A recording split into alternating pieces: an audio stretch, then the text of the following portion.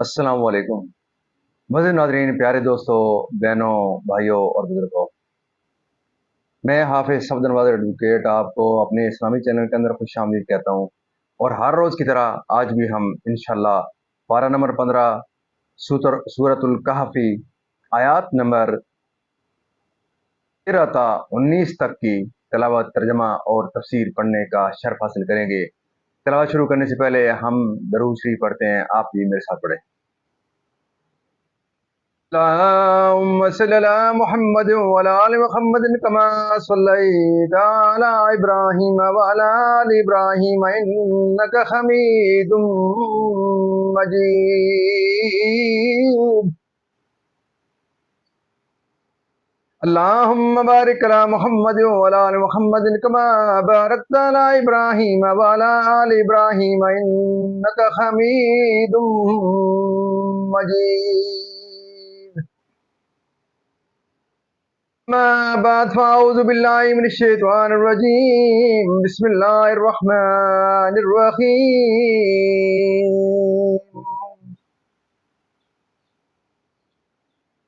نحن نقص عليك نبأهم بالحق إنهم فتية آمنوا بربهم وزدناهم هدى وربطنا على قلوبهم إذ قاموا فقالوا ربنا رب السماوات والأرض لن ندعو من دونه إلها لقد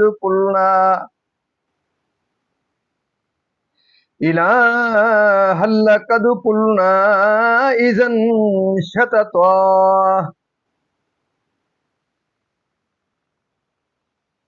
هؤلاء قوم اتخذوا من دونه آلهة لولا يأتون عليهم بسلطان بين فمن أظلم ممن افترى على الله كذبا.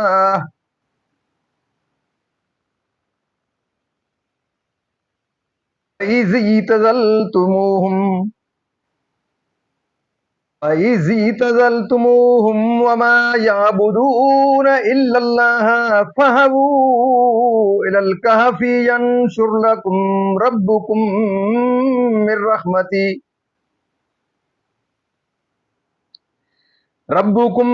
من رحمته ويهيئ لكم من أمركم مرفقا.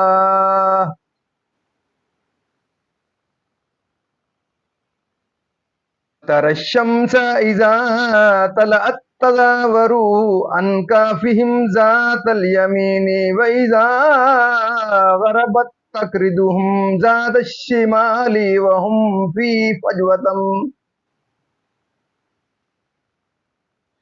وهم في فجوة منه ذلك من آيات الله من يهد الله فهو المهتد ومن يضلل فلن تجد له وليا مرشدا.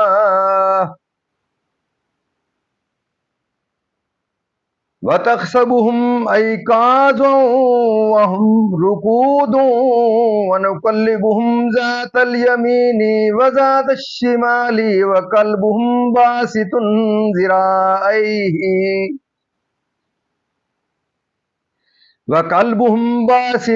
ذراعيه بالوسيد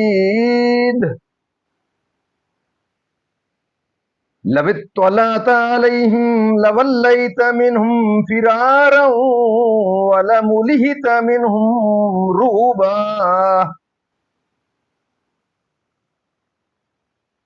وكذلك بعثناهم ليتساءلوا بينهم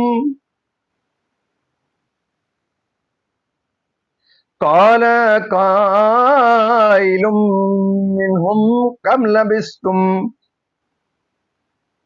قالوا لبثنا يوما أو بعض يوم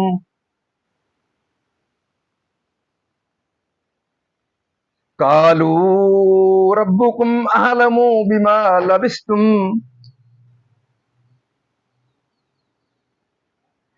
فبعثوا أحدكم بورقكم هذه إلى المدينة فلينظر أيها أزكى طعاما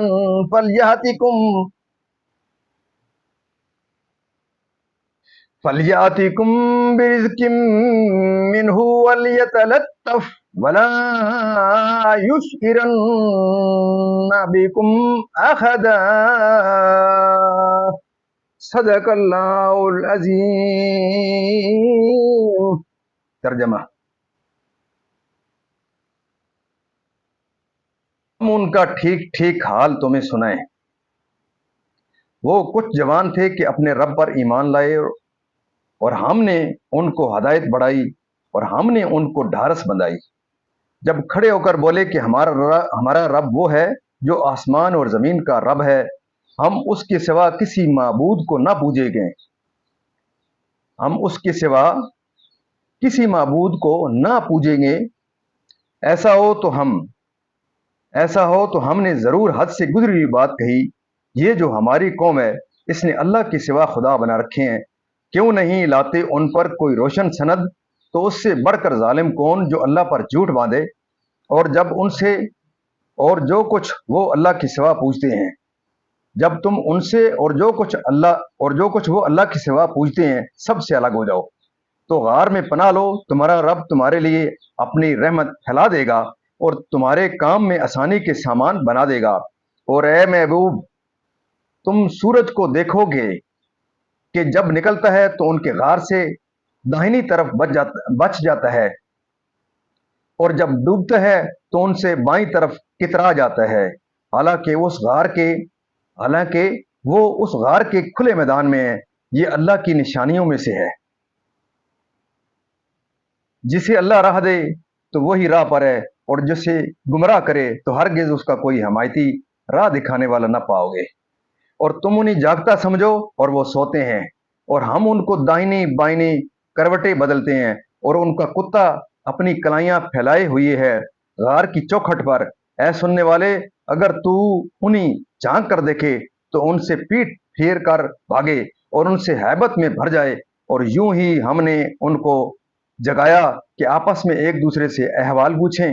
ان میں ایک کہنے والا بولا، تم یہاں کتنی دیر رہے؟ کچھ بولے کہ 1 دن رہے یا دن سے کم، دوسرے بولے تمہارا رب خوب جانتا ہے جتنا تم ٹھہرے۔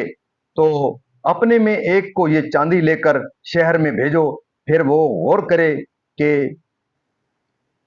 غور کرے کہ وہاں کون سا کھانا زیادہ ستھرا ہے کہ تمہارے لیے اس میں سے کھانے کو لائے، اور چاہیے کہ نرمی کرے اور ہرگز کسی کو تمہاری اطلاع نہ دے۔ معزز ناظرین، یہاں تک اس کا ترجمہ آج کی تلاوت کا اختتام پذیر ہوا۔ اب اس کی تفسیر تسلسل سے۔ اصحاب کہف کے ان نوجوانوں کا قصہ چل رہا ہے، تو آدھا ہم نے کل پڑھا تھا، انشاءاللہ اسی سے انشاءاللہ آگے سٹارٹ کرتے ہیں۔ اصحاب کہف یملیخا کے انتظار میں تھے۔ کثیر لوگوں کے آنے کی آواز اور کھٹکے سن کر سمجھے کہ یملیخا پکڑے گئے اور دقیانوسی فوج ہماری جستجو میں آ رہی ہے۔ اللہ کی حمد اور شکر بجا لانے لگے۔ اتنے میں یہ لوگ پہنچے۔ یملیخا نے تمام قصہ سنایا۔ ان حضرات نے سمجھ لیا کہ ہم بحکم الہی اتنا طویل زمانہ سوئے اور اب اس لیے اٹھائے گئے ہیں کہ لوگوں کے لیے بعد موت زندہ کی جانے کی دلیل اور نشانی ہوں۔ حاکم میں سر غار پہنچا تو اس نے تانبے کا صندوق دیکھا، اس کو کھولا تو تختی برآمد ہوئی۔ اس تختی میں ان اصحاب کے اسماء اور ان کے کتے کا نام لکھا تھا۔ یہ بھی لکھا تھا کہ یہ جماعت اپنے دین کی حفاظت کے لیے دقیانوس کے ڈر سے اس غار میں پناہ گزین ہوئی۔ دقیانوس نے خبر پا کر ایک دیوار سے انہیں غار میں بند کر دینے کا حکم دیا۔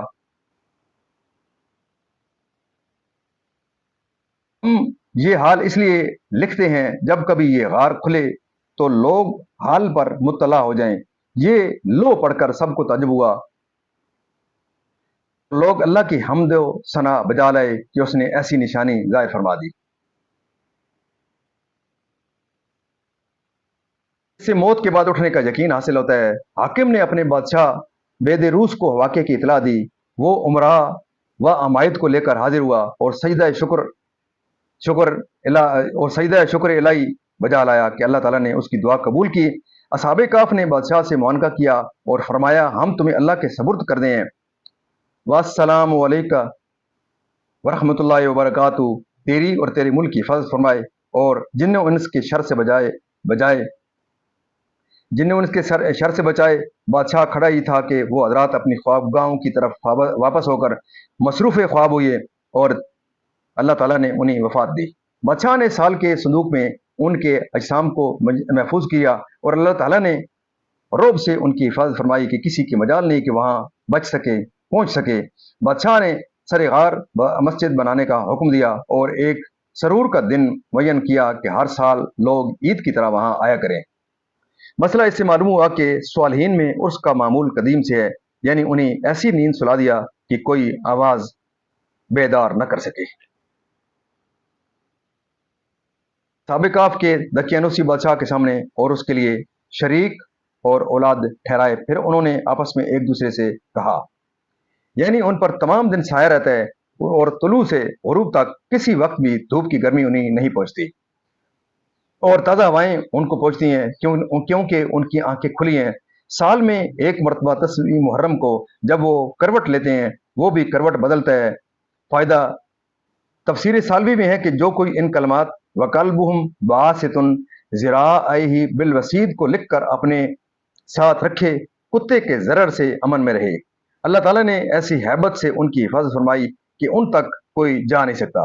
حضرت معاویہ جنگ روم کے وقت کہف کی طرف گزرے تو انہوں نے اصحاب کہف پر داخل ہونا چاہا۔